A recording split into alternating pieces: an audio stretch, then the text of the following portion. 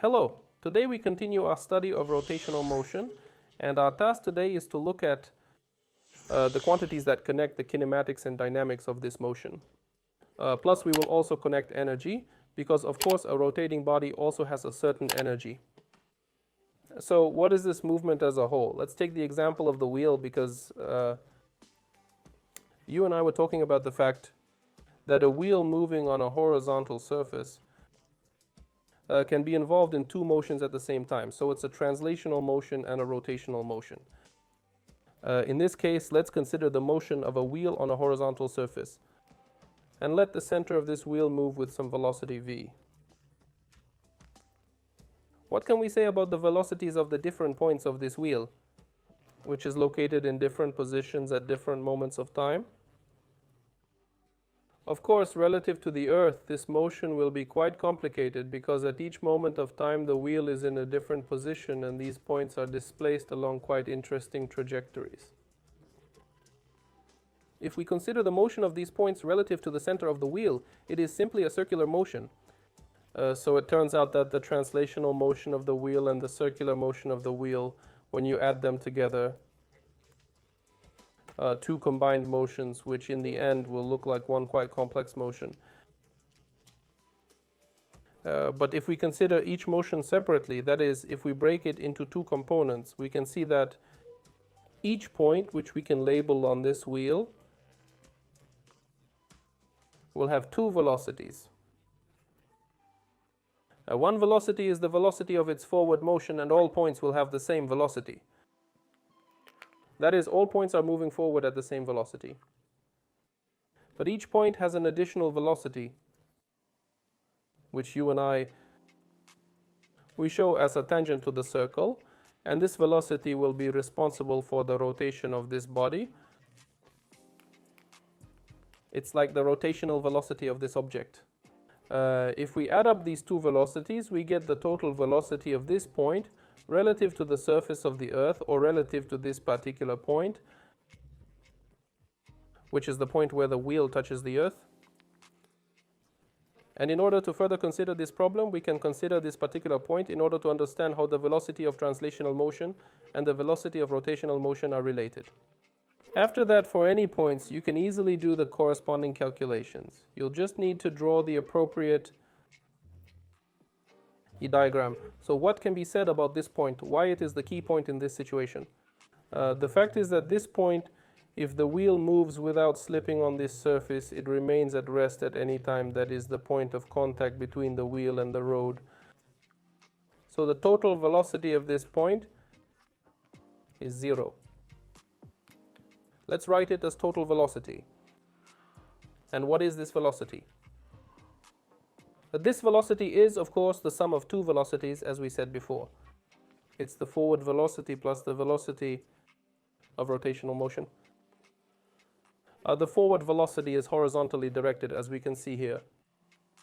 It's a vector pointing to the right, and the rotational velocity will then point in the opposite direction along the tangent circle.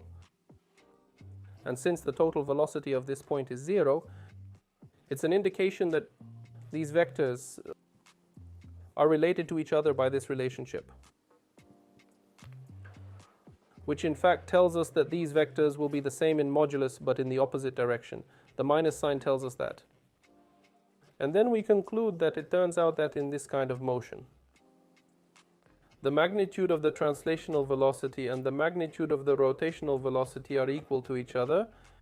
So what you get in these diagrams, a figure that has equal sides, for example, in this case it's a parallelogram, because we're going to have to build up this figure to a parallelogram here, and the total velocity will be the diagonal of this parallelogram.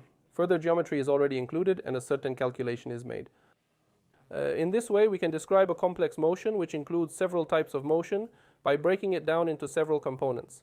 This principle is called the principle of independence of motion. You and I used it when we talked about the motion of a body thrown at an angle to the horizon. There too we met in this situation when a complex motion was divided into two simple components, a horizontal motion and a vertical motion. Here the case is similar. Now one more point. Very important for the description of motion from the point of view of dynamics. One interesting question arises. If we, for example, start to move along some trajectory, let's say it is a wheel that starts to spin, we, being on a bicycle, start to move and accelerate. In this case, the wheel gains its rotational energy, gains angular velocity, i.e., it starts to increase. And as you and I understand, a wheel is a body that has a certain mass, has certain dimensions. In order to spin it up to some speed, certain forces must be applied. But like any body which has a certain mass, the wheel will also have some resistance to this spinning. That is, we will feel from its side that it is necessary to overcome this resistance from its side. It is analogous to when we take and accelerate some object, progressively moving it, that is, in this case, its inertness, which is its ability to resist changes in its velocity, will prevent it from accelerating or decelerating. We meet a similar story when we talk about rotational motion. And in order to describe how much resistance to changing its velocity, specifically the rotational velocity, of any body, there's a parameter called the moment of inertia of that object. It's denoted by the letter I, and for a material point that rotates on a certain circle, it's defined by the product of mass, the square of the radius, correspondingly the radius of the circle along which the point moves.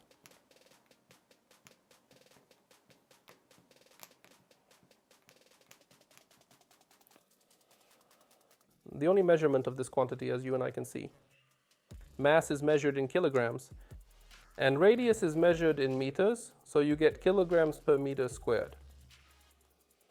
This parameter will be defined differently depending on which bodies are involved in the rotation. For example, we took with you now the calculation for a material point. We got the product of mass by the square of the radius. But we can also consider the same formula for the case when we have a hoop rotating, i.e., for this hoop, or it could be a hollow cylinder. So these are already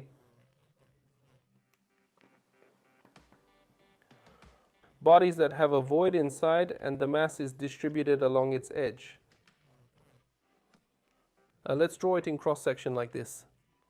So let either the hoop or the cylinder has some walls, but thin enough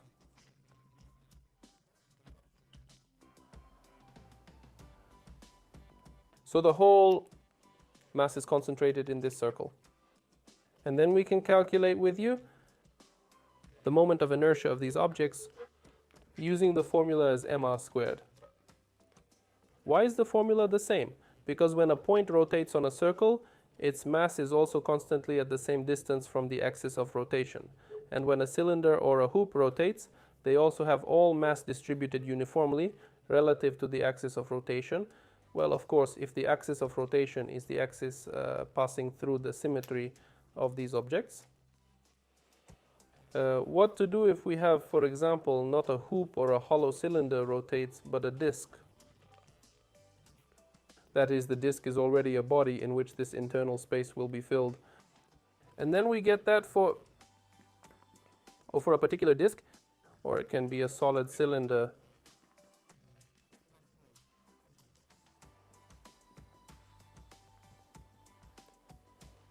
We get this kind of movement that now we have a substance. Fills the entire area and the entire volume of this object. And then the moment of inertia will be defined as mr squared divided by 2. And there are a lot of such cases. That is, when we meet with problems, we will analyze how the moment of inertia for a particular object. The moment of inertia is determined for a particular body, and I advise you to memorize these formulas by heart, because we will meet them in the problems and you must understand at once, firstly, what body is rotating and how the moment of inertia for a particular object will be determined. Of course, in order to describe correctly this movement, you and I must remember that in order to accelerate or decelerate the object in forward motion, it was necessary to apply a certain force. So this phenomenon is described by Newton's second law, which we know and we write it down in this form. But now for rotational motion. We realize that we have to make a certain analogy. And now we see that the analogy of mass for translational motion is the moment of inertia, which works in rotational motion. The analog of linear acceleration here is going to be angular acceleration. And accordingly, what is the analog of force here in order to rotate this body, that is, to give it a certain acceleration, will work already a certain moment of force. We will also talk about this value a little later. We'll study this parameter separately, but now we see that these two laws are in fact Newton's second law only for translational motion and for rotational motion will help us to solve problems and describe the process of acceleration or deceleration of any object. This is my farewell to you. I will see you in the next lesson, where we will consider additional quantities that we will still need for a detailed description of rotational motion. Goodbye.